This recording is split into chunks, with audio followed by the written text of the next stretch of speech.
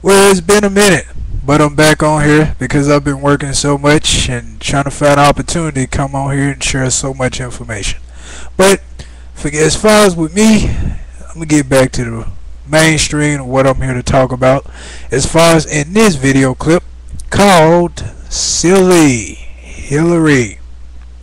Now, as I've been keeping a real close eye on politics and seeing what's going on because this is a very historical race indeed, and it's getting very interesting. You know, with McCain, Hillary, and Obama. Now, as far as on Hillary end, now Hillary is still attacking Obama and all about Reverend Wright. Well, the only solution I give Hillary on that is Hillary, get over it. And moving on. But yeah, I mean, she constantly talking about the race issue, race, this, that.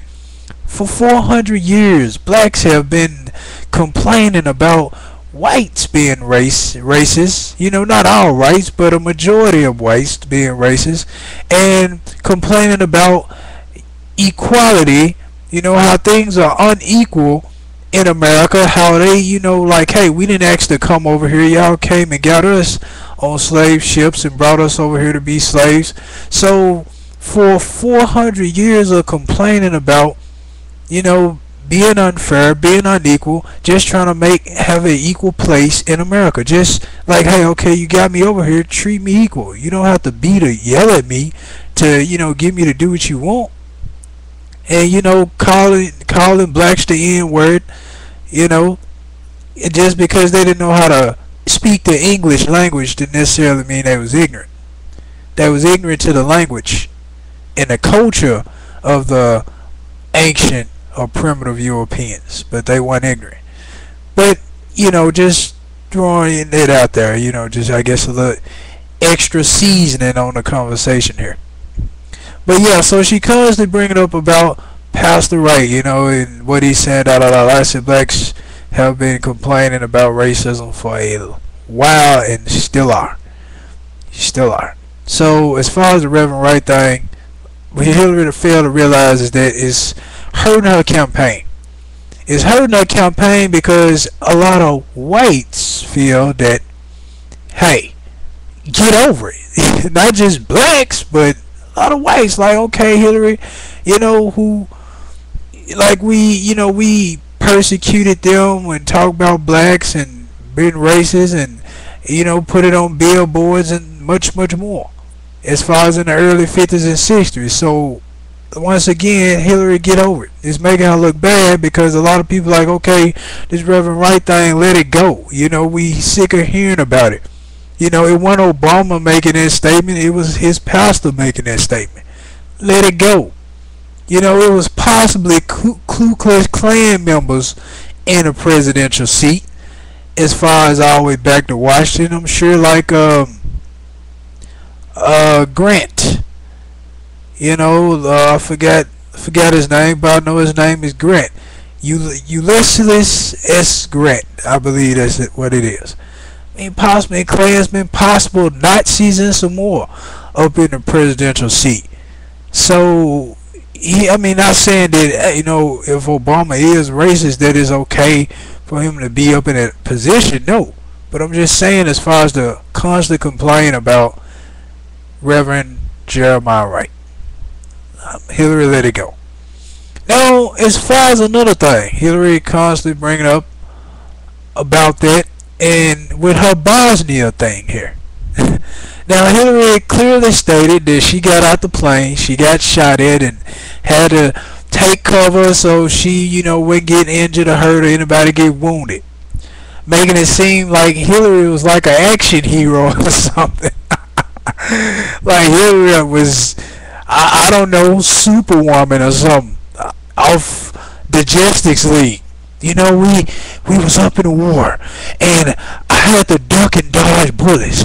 I had the AK-47 on my back, and as the Bosnians or whatever they call was shooting, I was shooting back with, you know, she made it seem all exciting and like she was an actual war hero, like she did a duck and roll in Bosnia. But when they showed the clip of Hillary, she coming out smiling and waving, Hey, how you doing? She holding the child, everything just practically normal. But then when they would call Hillary on it and say, Hillary, did you say you got shot at in Bosnia? Did you say this and that happened? I'm afraid that you misunderstood what I said, and how can anybody misunderstand you getting shot at? You clearly made the statement when we got out of the plane, we had to duck and dodge bullets. But now Hillary is ducking and dodging lies. So either way, she ducking and dodging. But I just wanted to throw that out there. You ducking and dodge bullets. Now you still ducking and dodging lies. So just wanted to throw that out there as well. So we got Bosnia, which she constantly lying about. Then they address her on another issue about something she brought up about Obama can't win. Now all of a sudden when they address her about it, and Hillary loves to change the subject. Whenever they ask her a question about Obama, something she said about Obama, she always shifted about her. She was like, Hillary, did you say Obama can't win? Well, you know, as far as we're dealing with me, I believe I can win. That wasn't the question, Hillary. Did you say Obama can't win, yes or no? But instead she said, well, I believe I can win. They didn't ask anything about you. They asked you about Obama. Hillary loves to, she shifting. Then she never recalls anything she says, and they show clips where she clearly made a statement. Got people in her campaign verifying that she said it. But when it comes back to Hillary, I said that? No. So Hillary needs to accept the fact she losing. The delegates, the endorsements, and everything is in Obama's favor. And bottom line, it is prophecy that Obama will get the presidential seat. And there is nothing McCain nor Hillary can do about it. Now I want to talk about more prophecy, but not in this video clip. As far as a possibility that somebody may try to assassinate Obama, but he will recover from the fatal wound. And it talks about in the Bible about somebody getting injured, and possibly it looks like they're deceased and passed away, but they end up coming back. They end up getting revived.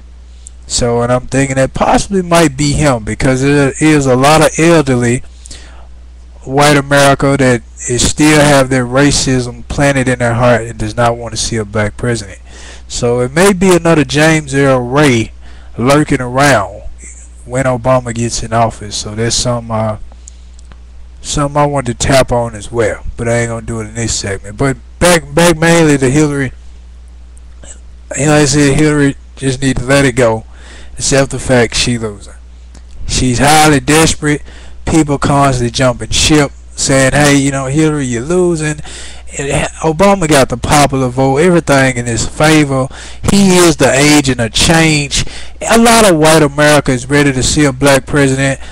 A lot of black America been ready to see a black president. And who will make the most history is Obama when he becomes president. To see a black president, there will be a much more historical moment in our times than another white president. The only change in it would be, okay, it's just a different gender, but still the same race. But same gender but different race is a complete historical moment, because then they can show a documentary about how blacks, went from being in cotton fields to owning cotton fields. Went from sitting at the back of the bus to behind the wheel of the bus, driving buses. Went from, some of everything. From minority to seniority. I mean, so that'll be a great historical moment as far as Obama. And not just saying this because I'm in the African American race, but it's just the truth. And that's why a lot of white America is supporting Obama. And they did a poll on CNN, and a lot of them said, yes, we ready for a black president. So, leaving you those words, peace be unto you, Christ fly.